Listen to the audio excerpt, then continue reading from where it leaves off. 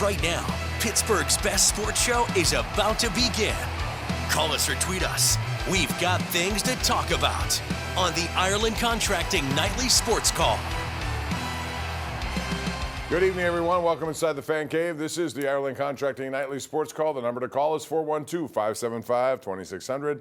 Bob Pompeani joined tonight by Chris Mueller up at 93.7 The Fan, PM team, and today was a 15-year anniversary of The Fan. It's hard to believe 15 years have gone by. You were one of the originals up there, Chris. So I know there was a lot of storytelling going on, and it seemed to be a fun time by all. Very good time. Appreciate anybody that was in the crowd, all of our fans that came back or maybe have continued to come to all these events over the years. We saw some fan OGs, Robin North for Sales, I'll shout him out. It was just awesome to see such an enthusiastic crowd, and here's to, 5 or 15 more at least, right? Yeah.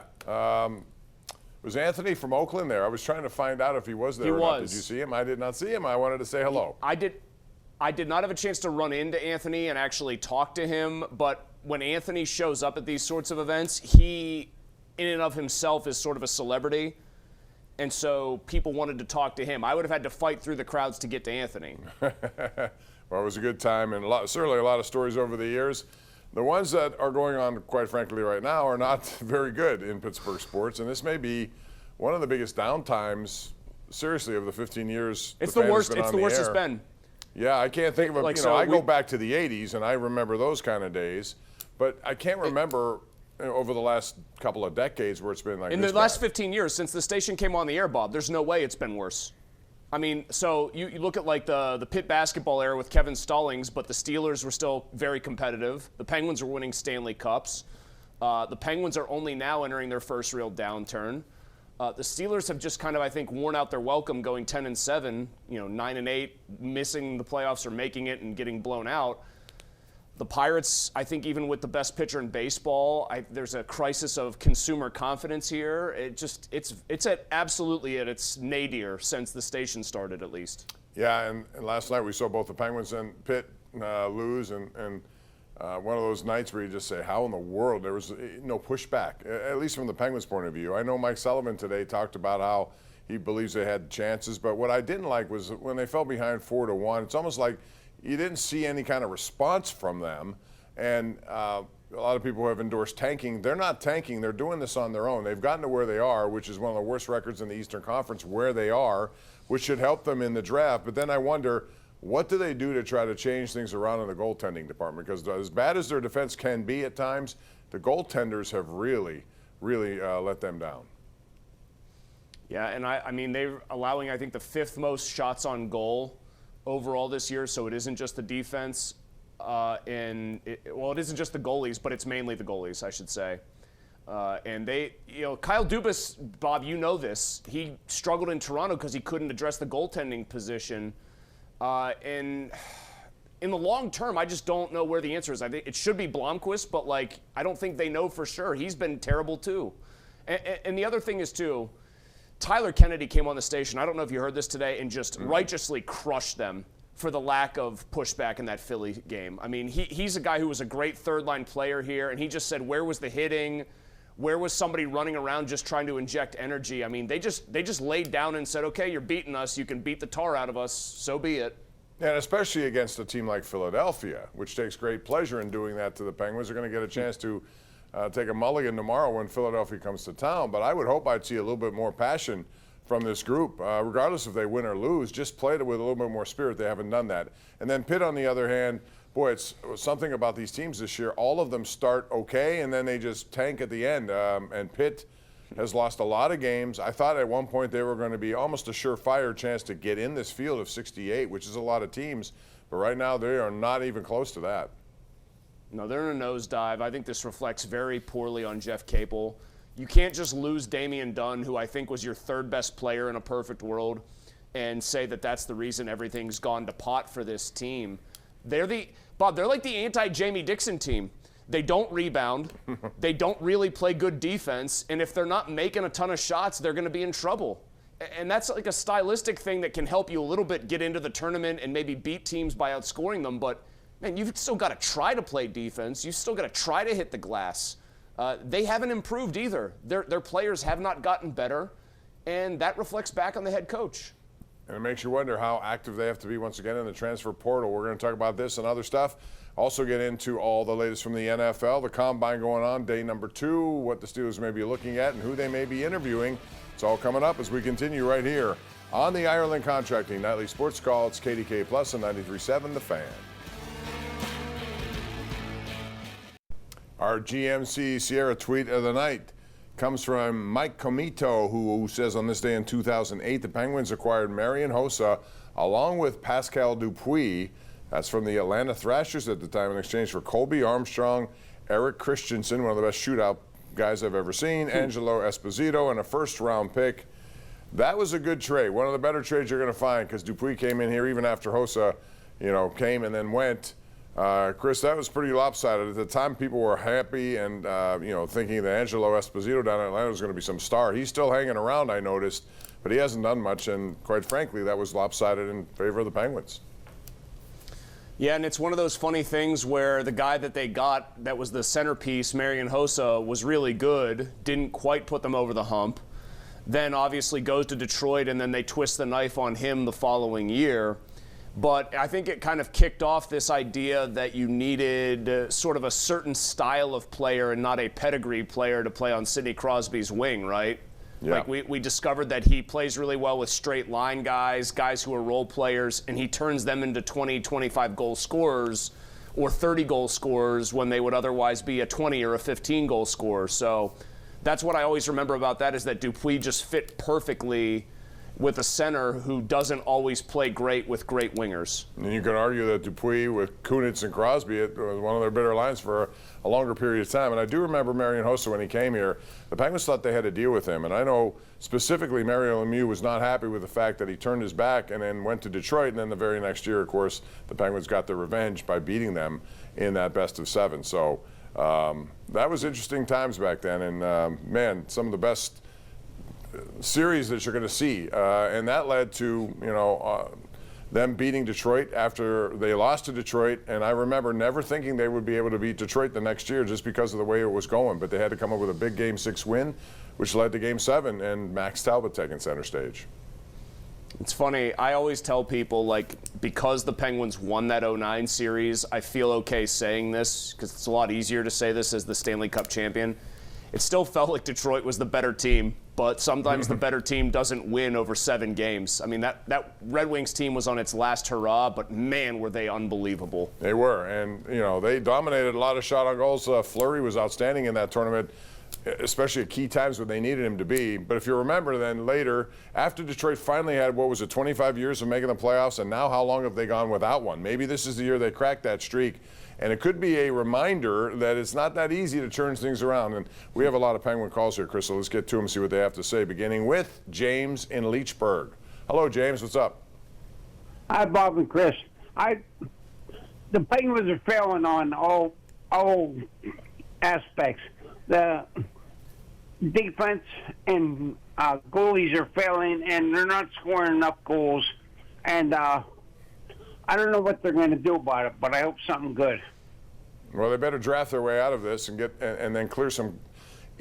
That's the one thing I'd love to see. Somehow, some way, them get some cash available to them by picking up salaries of players they will trade. And I think of Erik Karlsson when I think of this, just because somebody's got to want him, and if you can help them by taking half the salary, it'll save you half the salary. They got to do stuff like that, don't they, Chris, just to be creative, to try to find more money to spend in this next offseason?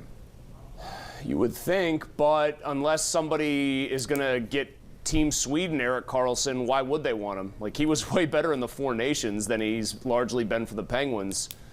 So that's one thing. And then a lot of these guys have no movement clauses or modified no movement clauses. So they've locked themselves into these deals. Bob, I want to ask you this, though.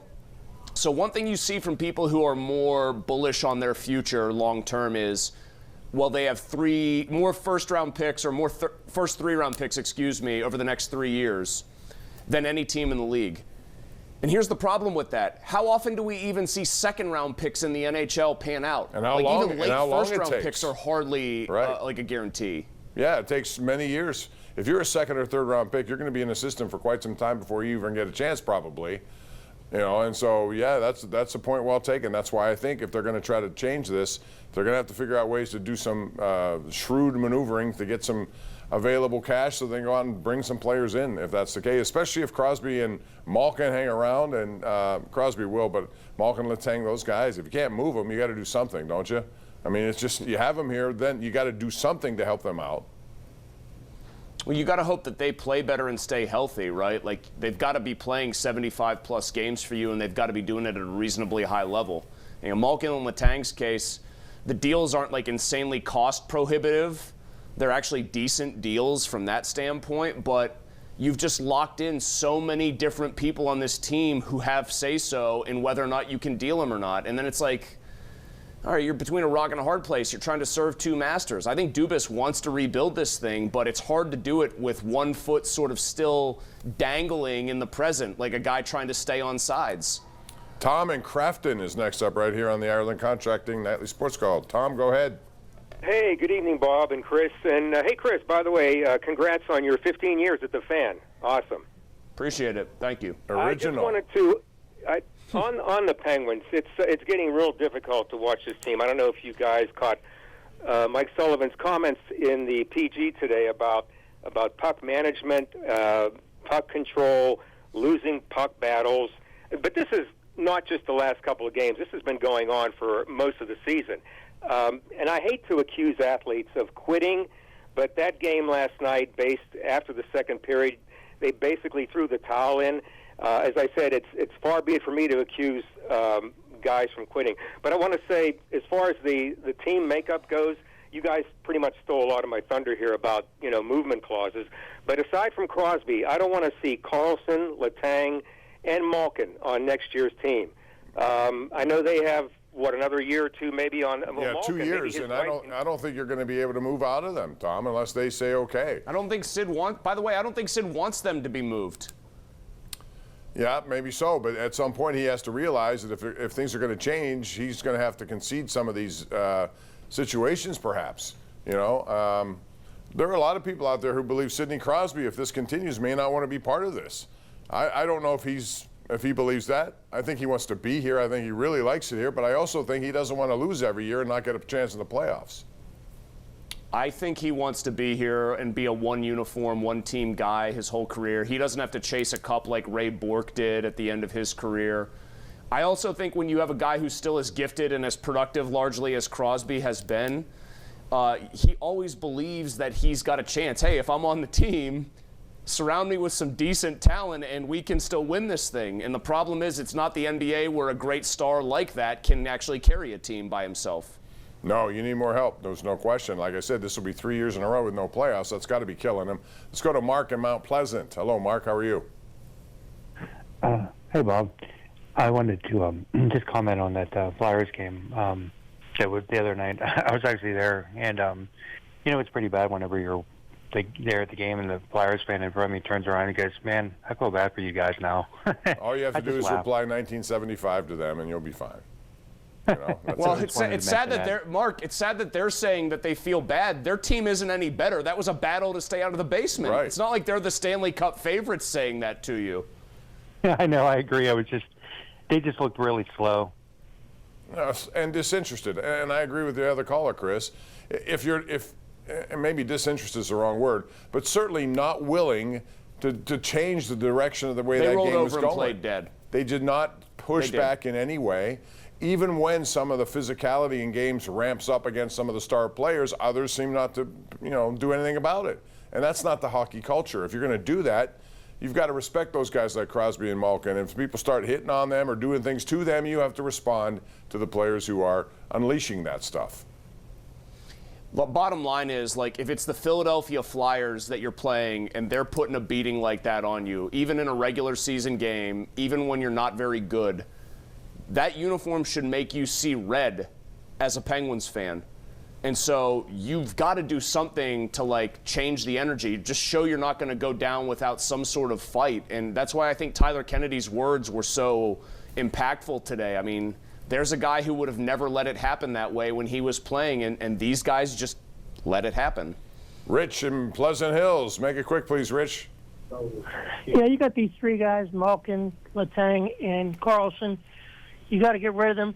Do you think they would waive their no trade clause to go to a contending team rather than stay on this sinking ship? You know, I don't know about all of them. I have to ask the question, Chris, why does Carlson wants to be here? I mean, he needs to, if he wants to win something. Yeah, but he's such a tough guy to move still. You have to probably retain some of the salary. That's okay. Letang and Malkin, I think, probably want to still be here.